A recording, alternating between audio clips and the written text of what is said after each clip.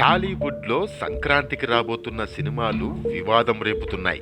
ఈ సంక్రాంతికి గుంటూరు కారం, హనుమాన్, సైంధవ్, నాసామిరంగా సినిమాలు విడుదలవుతున్నాయి. అయితే వీటిలో గుంటూరు కారం మూవీకి అత్యధిక థియేటర్లు కేటాయించడం పెద్ద చర్చకే దారితీసింది. దీంతో చిన్న సినిమా హనుమాన్ మూవీకి అన్యాయం జరుగుతోందని అంతా చర్చించుకుంటున్నారు.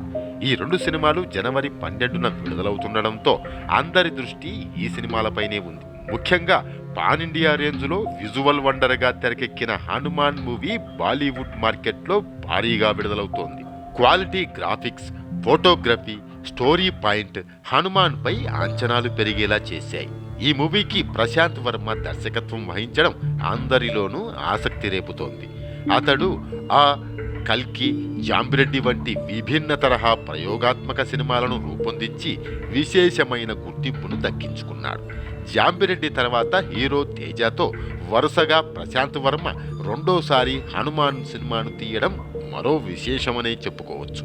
అయితే యాదృచ్ఛికమో ఏమో కానీ గుంటూరు కారం trailer release event, Hanuman pre release event కూడా ఒకే రోజు నిర్వహించారు. ఆదివారం ఈ రెండు ఈవెంట్లు అభిమానుల సమక్షంలో ఘనంగా జరిగాయి. హనుమాన్ ప్రీ రిలీజ్ ఈవెంట్కు మెగాస్టార్ చిరంజీవి ముఖ్య అతిథిగా హాజరయ్యారు. ఈ సందర్భంగా ఆయన మాట్లాడుతూ థియేటర్ల వివాదంపై స్పందించారు. డైరెక్టర్ ప్రశాంత్ వర్మ, హీరో తేజ సజ్జా కష్టం ఏమాత్రం వృధా కాదని చిరు అభిప్రాయపడ్డారు. ఈ సంక్రాంతి సీజన్ చాలా మంచి సీజన్ అని, ఈ సమయంలో ఎన్ని సినిమాలు వచ్చినా సరే కంటెంట్ బాగుందంటే ప్రేక్షకులు ఆదరిస్తారని చిరంజీవి స్పష్టం చేశారు. హనుమాన్ సినిమాను ప్రేక్షకులు ఖచ్చితంగా హక్కున చేర్చుకుంటారని వ్యాఖ్యానించారు. హనుమాన్ సినిమాకు థియేటర్లు అనుకున్న విధంగా లభించకపోయి ఉండొచ్చని, ఇట్స్ ఓకే అని అన్నారు.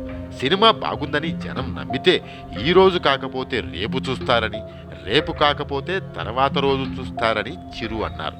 ఎలాగైనా సినిమాను మాత్రం ఆదరించడం పక్కా అని అన్నారు. ఈ విషయంలో ఏమాత్రం సందేహం లేదని హనుమాన్ మూవీ టీంకు భరోసా అందించారు. అయితే హనుమాన్ థియేటర్ల వివాదం గురించి మాట్లాడుతూ మెగాస్టార్ చిరంజీవి దిల్ రాజు బాలయ్య గురించి కూడా ఊహించని వ్యాఖ్యలు చేశారు.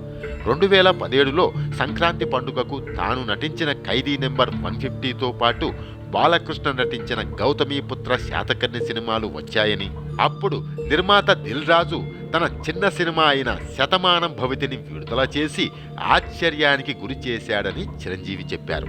తాను దిల్ రాజుతో ఇప్పుడు మీ మూవీ ఎందుకు అని అడిగితే కంటెంట్ మీద నమ్మకం ఉందని చెప్పాడని, అందుకే శతమానం భవతిని రిలీజ్ చేస్తున్నామని అన్నాడని తెలిపారు. ఆయన చెప్పినట్టే శతమానం భవతి చాలా బాగా ఆడిందన్నారు. ఇప్పుడు కూడా హనుమాన్ మూవీ అలాగే ఆడుతుందనే నమ్మకం ఉందని చిరంజీవి చెప్పుకొచ్చారు. ఇంకా తెలీదా మీకు? ఇది పచ్చి నిజం.